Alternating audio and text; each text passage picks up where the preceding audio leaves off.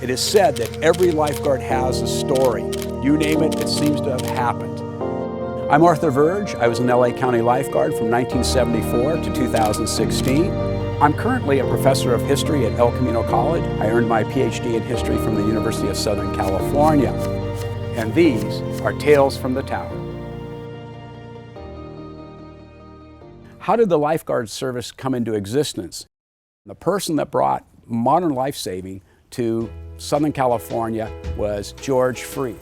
George Freeth was a native Hawaiian who enjoyed surfing, and he also had been a lifeguard on the beaches there in Hawaii.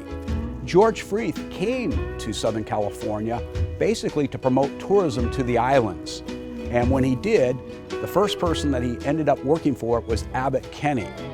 Abbot Kinney was the entrepreneur, business leader in developing what we knew then as Venice of America, which opened up in 1905. The problem Venice of America had was people would go down to the beach, say, oh, this is beautiful, I'd love to live here, but I have children. And I'm not going to always be around my children. They're going to go into that ocean and they're going to drown. Drowning was extraordinarily common in the early 1900s, extraordinarily. That is when George approached Abbot Kinney and said, I would like to work here. I can promote Venice. I can promote this new sport that most people have never seen or even heard of called surfing, and I also can make your beach safe. So George Freeth organized what later became known as the United States Volunteer Life-Saving Corps there in Venice. He had to train the lifesavers to be able to swim in the ocean. What helped him was a plunge, the Venice plunge and the Ocean Park plunge.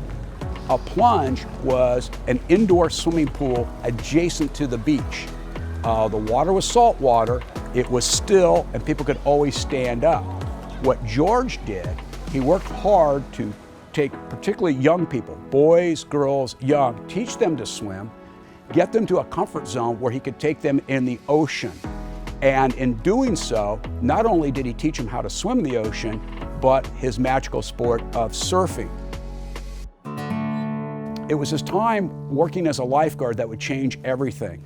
George Freeth was stationed at the end of the then Venice Pier, where today's Venice Breakwater is. And what had happened on December 16, 1908, was a surprise winter storm came up, a squall, and hurricane-force winds started kicking up. Unfortunately, there was a group of boats from the Japanese village at Pacific Palisades trying to return back to Santa Monica. Aboard these small boats were Japanese fishermen. They started to get blown towards shore, but in particularly the Venice Breakwater. And that is when George Freeth realized, if we don't do something, these men are going to flip over and drown, or they're going to have their boats smashed onto the rocks. He shocked everybody in frigid winter water, no wetsuits in those days. He jumped off the pier, and many in the crew thought that was the end of George Freeth until he popped up like a seal and started swimming out and began boat by boat rescuing the fishermen that were in distress.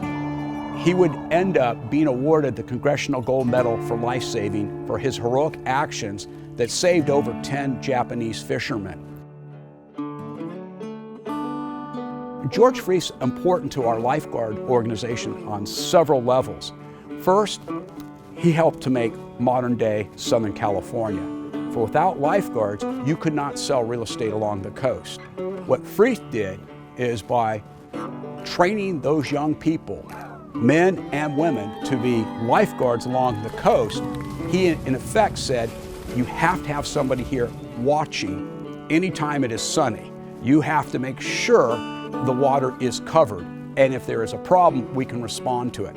And that is where you see a dramatic shift in Southern California of people moving from the city out to the coastline, and the value of those houses go up. The other thing I think is important about George Freeth is the whole idea of a person be able to work with the ocean to make a rescue, to effect a rescue.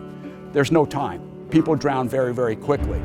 And what Freeth had done that day was go against the normal procedure, organize a life-saving crew, get them in the boat, make sure everybody has a life preserver, row out through the big surf to make the rescue. If that had occurred, those people would not have survived. So I always smiled. Today, in modern times, when a lifeguard effects a rescue, more often than not, it's the lifeguard going out by themselves with a rescue can or a rescue tube to effect the rescue. And that's a tradition of George Freeth.